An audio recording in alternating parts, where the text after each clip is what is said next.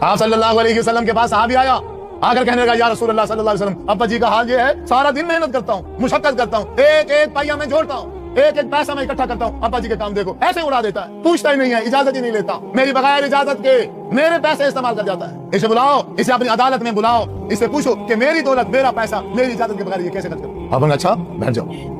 آپ نے صحابی کو بھیجا, جاؤ اس کے ابا جی کو بلا لیا. اس نے جا کے کہا آپ کو آپ صلی اللہ علیہ وسلم بلا رہے ہیں. انہوں نے کہا جی کیا مسئلہ ہے, کیا ہو گیا؟ اس نے کہا جی آپ کے بیٹے نے آپ کی شکایت لگائی ہے کہ میری کمائی ہے, میرا پیسہ ہے, اور میرا باپ جو ہے وہ بغیر اجازت کے اسے کیا کرتا ہے, استعمال کرتا ہے, جسے جی چاہتا ہے دے دیتا ہے, مجھ سے پوچھتا ہی نہیں ہے. اب وہ آ رہا ہے راستے میں روتا ہوا کہ اب میرا بیٹا مجھ سے حساب مانگے گا. اب میں نے حضور کے سامنے کھڑے ہو کے اپنے بچے کی کمائی کا حساب دینا ہے. زاروں قطار روتا ہوا آ رہا ہے, اور دل میں عربی میں اشعار پڑھتے ہوئے آ رہا ہے کہ ہے افسوس یہ چھوٹا سا بچہ تھا, ہم جانتے ہیں ہم نے اس پہ کیا کچھ خرچ نہیں کیا, ہمیں پتا ہے ہم نے اس کو کیسے جوان کیا ہے, ہم جانتے ہیں ہم نے اس کو کیسے پالا ہے. وہ ساری بچپن سے لے کر جوانی تک کی جو کہانی تھی وہ ساری اپنے دل کے اندر اشعار کی صورت میں رو بھی رہا ہے اور کہہ بھی رہا ہے. اتنے میں آپ صلی اللہ علیہ وسلم کے پاس پہنچا. آپ کے پاس جب پہنچا آپ نے ارشاد فرمایا, اے بابا جی, اے بزرگ, پہلے وہ اشعار سناؤ جو تم راستے میں پڑھتے ہوئے آ رہے تھے. اللہ کے رسول میں نے کون سے اشعار پڑھے؟ نہیں, اور میں مجھے ابھی ابھی حضرت جبرائیل امین علیہ الصلوۃ والسلام آئے ہیں, وہ بتا کے گئے ہیں, اللہ تعالیٰ فرما رہے ہیں کہ جو فیصلہ کرنا ہے وہ بعد میں کرنا, آپ پہلے اس سے وہ اشعار سنیے, اس کے دل کا جو درد ہے وہ سنیے. صحابی رسول نے وہ اپنے دل کا درد سنایا.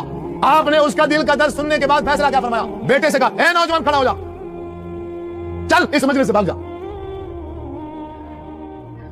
باپ کی شکایت لگاتا ہے اور یہ جاتے ہوئے سنتا جا, تو بھی اور تیری ساری جائیداد کا تیرا باپ مالک ہے اور تجھ سے اجازت لینے کی ضرورت نہیں. السلام علیکم میرے پیارے عزیز دوستوں, بہنوں اور بھائیوں. میں نے آپ لوگوں کو یہ جو بیان سنایا ہے, میں کوئی بھی بیان آپ کو سناتا ہوں تو میں اس کی تحقیق کرتا ہوں کہ یہ کہاں پر لکھا ہوا ہے.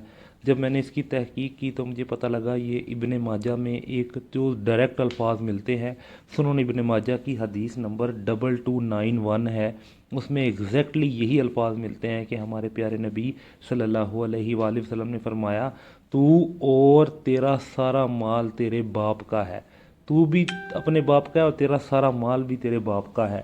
یہ ہمارے پیارے نبی صلی اللہ علیہ وسلم نے فرمایا, اور یہ واقعی صحیح حدیث ہے. اور یہ پورا واقعہ اشعار کے ساتھ جو اس باپ نے پڑھے تھے مسند احمد میں موجود ہے. لیکن مسند احمد کا ایگزیکٹ مجھے نمبر تو نہیں ملا, لیکن میں نے جب ریسرچ کی تو مجھے پتہ لگا یہ حدیث مسند احمد میں بھی موجود ہے.